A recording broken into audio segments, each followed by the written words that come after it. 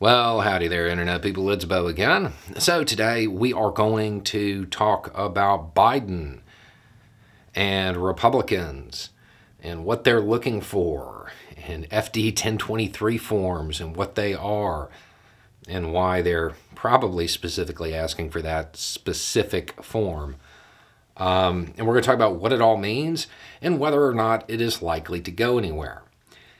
If you have no idea what I'm talking about, two Republicans, one in the House and one in the Senate, have reached out to the FBI. I actually think one of them is a subpoena, and they are asking for an FD 1023. Specifically, all FD 1023 forms, including within any open, closed, or restricted access case files created or modified in June 2020 containing the term Biden, including all accompanying attachments and documents to those FD 1023 forms. Okay, so what are they trying to do? Trying to dig up some dirt on Biden. An unnamed person apparently alleged an unknown crime involving then Vice President Biden. Okay. And the Republican Party has a tip about this. They want to know more about it. My guess is that they already know more about it. My guess is they know way more than they're saying. And they probably know that the FBI decided not to look into it further, that there was something amiss, but they don't care.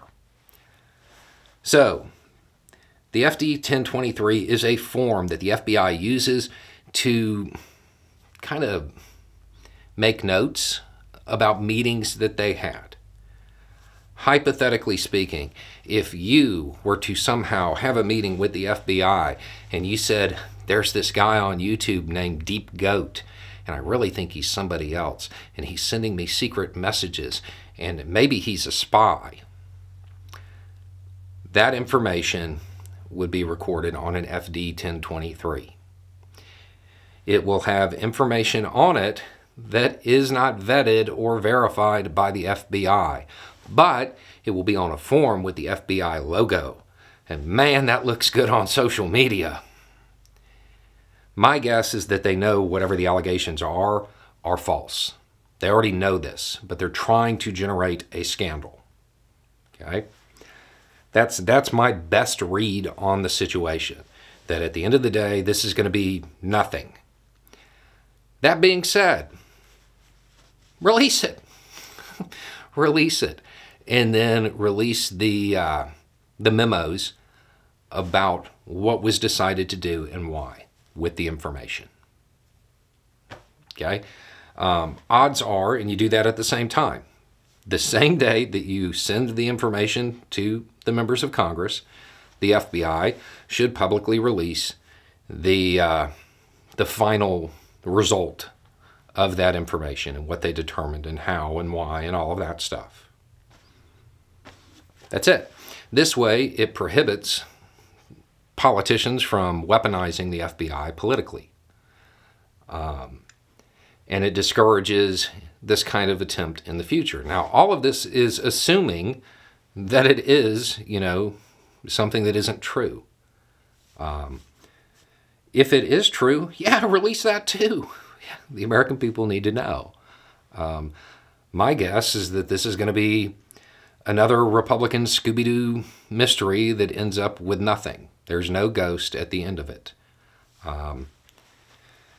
So, at the end of this, the FBI should just provide them the information, but provide the public with the final disposition of that case, of those allegations. Don't just release the FD 1023, because I promise that will end up online, and no matter how wild the allegations are, there will be people who believe it without evidence. So release it all. And again, if there is credible evidence that the then Vice President, now current President, engaged in some form of criminal scheme which appears to have something to do with exchanging money for policy decisions. Yeah, I mean, the American people should probably know that. Just saying. But I wouldn't hold your breath for some giant report that indicates Biden was selling foreign policy decisions or something. That seems incredibly unlikely. But we'll have to wait and see. Anyway, it's just a thought. Y'all have a good day.